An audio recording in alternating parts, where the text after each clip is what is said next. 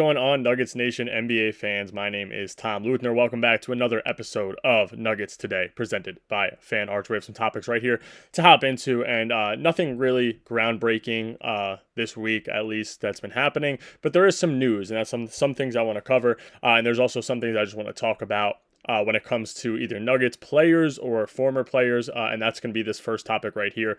The support from former Nugget JaVale McGee for Nikola Jokic is amazing. Now, for any of you guys who don't know, JaVale McGee is arguably one of my top 5 favorite players of all time.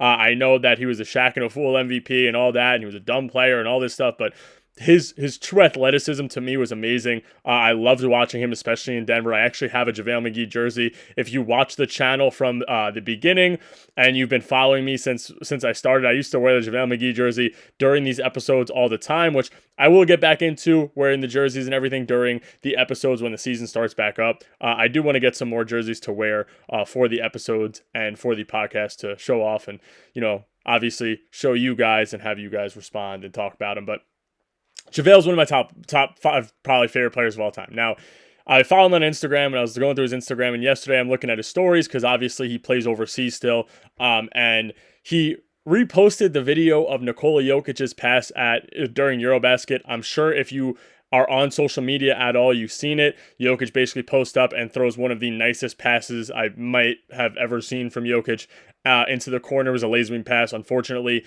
the shot wasn't made, but I love seeing that kind of support from former Nuggets. Now, JaVale came back to the Nuggets, I think it was 2018, 2019, around there. It was right before DeMarcus Cousins, right before he was on Team USA, and they actually never played him. I thought that he was going to be a good backup center, somebody who could just protect the rim behind Jokic, and, obviously a good body to have back and a good player to have back, and they didn't do much with him, unfortunately, but I love that kind of support, especially when it's former players who have played with Jokic, players who aren't even in the NBA, barely played with him. But that kind of support to me truly shows how tight this Denver organization is, regardless of, players who were here for a year, players who were here for 10 years and left.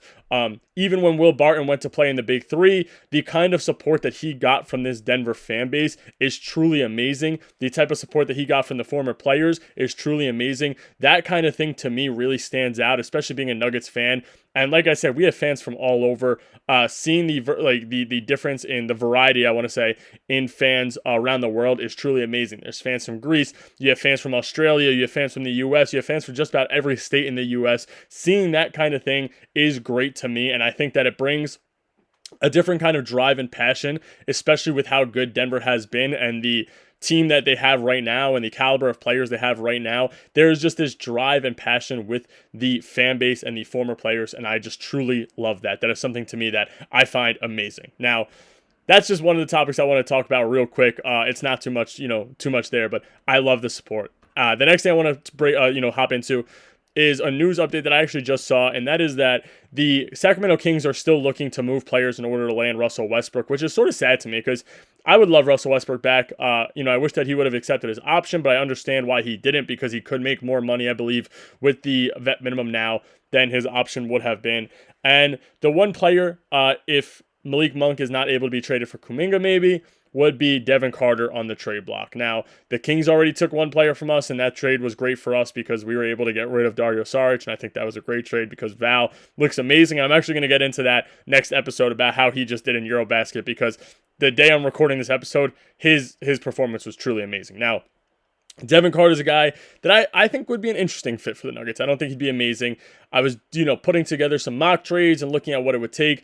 It would probably take Peyton Watson. Now, would I be in love with that move? No, because of Devin Carter is, coming off a small sample size. He's 23 years old. You look at his stats last year, he only played a few games. He didn't play many games. 36 games last year for the Sacramento Kings. He had 3.8 points, 2.1 rebounds, 1.1 assists. So he's not great. I mean, 0.6 steals. He's more of a defensive hustle player. His shooting splits were the one thing that made me a little nervous. He shot 29 or 20 or 30% from the three-point line, which is 0.6 under league or 0.06 under league average, which isn't great. But it's also, I think that, there might be something there. Like I said, he's young. He's 23 years old. Payne Watson's coming up in a contract year. I think that this is his year to prove himself. That's something I've broken down way too many times, I feel like, at this point. And there's a possibility that Denver is still able to bring in Kessler Edwards with that move. If you're able to get Devin Carter, like I said, I don't think it's going to happen. I think that Payne Watson might be an overpay unless you're getting picks in return for that trade as well, because of Devin Carter's injury history at this point, one season, and he's only played 30-something games. Now, if you're able to bring in Kessler Edwards, I think that the move would open up an opportunity for Deron Holmes to be the guy that everybody thinks Deron Holmes can be for Denver, which would be great. And that's what I want to hop into in this next topic is if Denver's able to do something like that, you still have a bench rotation of Bruce Brown, Devin Carter, Tim Hardaway Jr., Deron Holmes, Kessler Edwards, Val, Najee, Tyson, Pickett.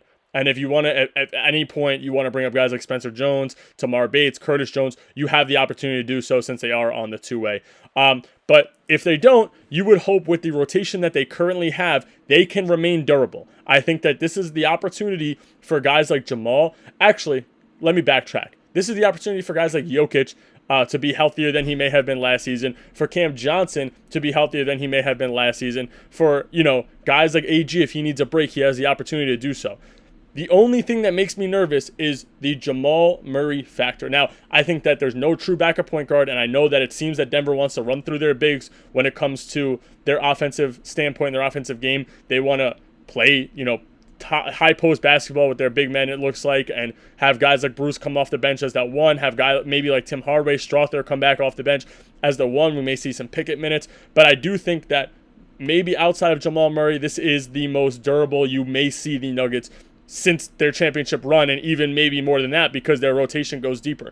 There may be games where you see Val start if Jokic needs a break for a game or two, and you see Deron Holmes or Zeke Naji as that backup spot rather than Jokic coming in and playing at all. There's going to be games where you see Cam Johnson maybe taking the game off and having a guy like maybe Deron Holmes in that starting lineup and AG at the small forward, or Tim Hardaway in that starting lineup, Bruce Brown in that starting lineup. CB may be able to take a game or two off and have, Tim Hardaway step up and Julian Strother back him up. So I think that this is an opportunity for this Denver team to really be more durable than we may have ever seen. Now, the last topic I want to get into is, like I said, another former Nugget, since we talked about JaVale, and that is that the Minnesota Timberwolves are looking to rework a deal to keep Bones Hyland on the team, and it's gonna come down to all the finances. And listen, I love Bones Hyland. He was a guy that I broke down at the beginning of the offseason. I would have loved him back in Denver. I loved him in Denver. I wish that it would have worked out for him. Unfortunately, it didn't. But like I said, he's a guy that I hope it works out for him, and I really hope it does. I don't hope it works out. I mean, it's tough. You don't want him to be great since he's in the Western Conference, but I do want to see him succeed since he is somebody that I wish Denver would have held on to. I know some people don't like that take, but I just loved him. I loved his game. The offensive, firepower that he brought off the bench was something that I really just enjoyed watching. How flashy he was as a player was fun to watch. So I do hope it works out for him and he doesn't end up like a guy like Lonnie Walker who has all the potential and has to go overseas because teams don't want to bring him in. Anyway, that's all I got for you guys for this episode. Like I said, next episode I'm going to break down some Big Val and how he's doing in Eurobasket and maybe some other topics with Denver Bigs. We shall see. And that's all I got for you guys. So hit that like and subscribe button. If you guys want me to cover anything, please let me know. Let's get the community talk topic back. And let me know if you guys want me to cover anything. That's all I got for you guys. I'll see you guys tomorrow.